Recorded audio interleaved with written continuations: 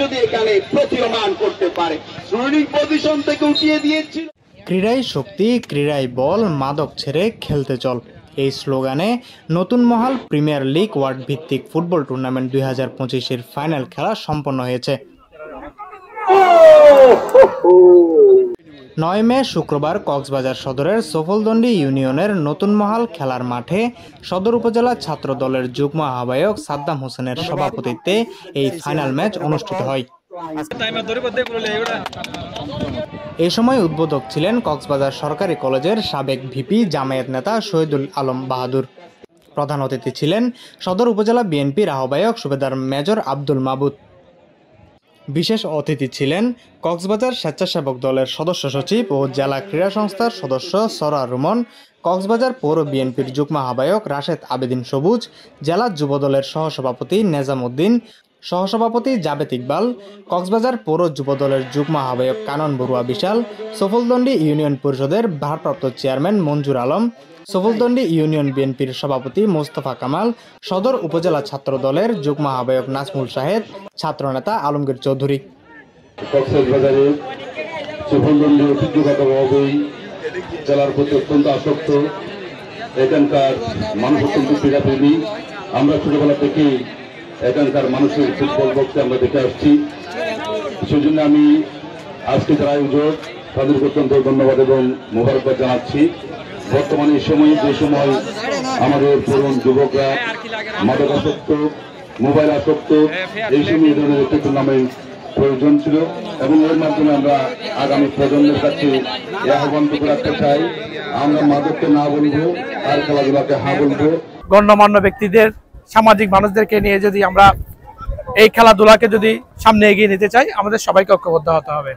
আপনারা জানেন বর্তমান যুব সমাজ মাদকাসক্তি নিয়ে, মাদকা নিয়ে তারা বিভিন্ন পর্যায়ে ছড়িয়ে পড়ছে। আজকে যে আপনারা খেলাধুলা আয়োজন করেছেন সেজন্য আপনাদেরকে ধন্যবাদ জানাই। আমরা জেলা ক্রীড়া সংস্থার পক্ষ থেকে আমাদের ব্যক্তিগত তরফ থেকে আপনাদেরকে যতটুকু পারি আমরা আপনাদেরকে সহযোগিতা করিয়ে যাব। আমি যতটুকু শুনেছি এটা প্রতি বছরই হয়। আপনারা এই যেন প্রতিটি বছর আপনারা এই টুর্নামেন্ট অংশগ্রহণ করেন এবং জেলা ক্রীড়া সংস্থায় আপনাদের এই নতুন মহাল যে আপনাদের কমিটিটা আছে সেই কমিটিটা যেন আগামী দিনে আমাদের জেলা ক্রীড়া সংস্থায় আমি অন্তর্ভুক্ত করার জন্য আমরা চেষ্টা করব। আয়োজকরা বলেন, সমাজের পিছিয়ে থাকা প্রতিভাবান খেলোয়াড়দের তুলে আনতেই এই আয়োজন। আমাদের এই টুর্নামেন্টে আমাদের প্রায় 8 থেকে 12 ইউনিয়ন থেকে 16টা টিম অংশগ্রহণ করেছে। প্রথম রাউন্ডের পরে কোয়ার্টার, সেমিফাইনাল এবং আজকে ফাইনাল পর্যন্ত আমরা এই খেলাটাকে এগিয়ে নিয়ে এসেছি। আজকে আমাদের সর্বশেষ ফাইনাল খেলা।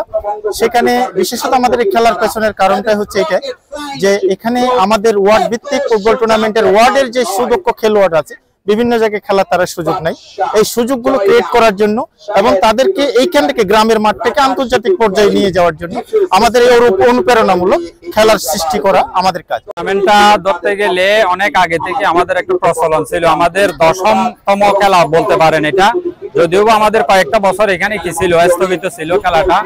এই বছরই আমরা জাঁকজমকপূর্ণ ভাবে এই খেলাটা আমরা পরিচালনা করছি। আমরা মুষ্টিময় অত্র এলাকার যারা যুব সমাজ আছে তাদের দেখতেছি দিন দিন মাদকের দিকে আসক্ত হচ্ছে, প্লাস ধরেন এরা মোবাইলে আসক্ত হয়ে যাচ্ছে। যুব সমাজের অধঃপতন দেখে আমরা মূলত এই উদ্যোগটা আয়োজন করছি।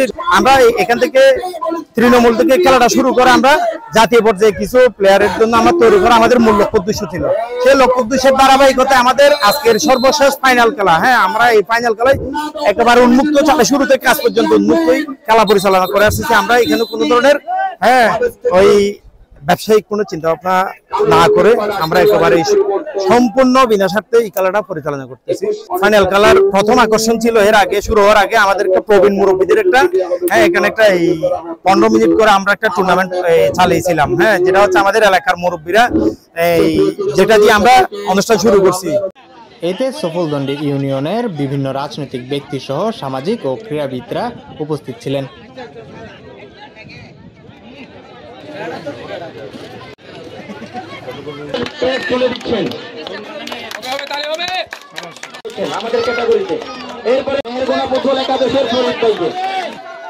News desk, CCN।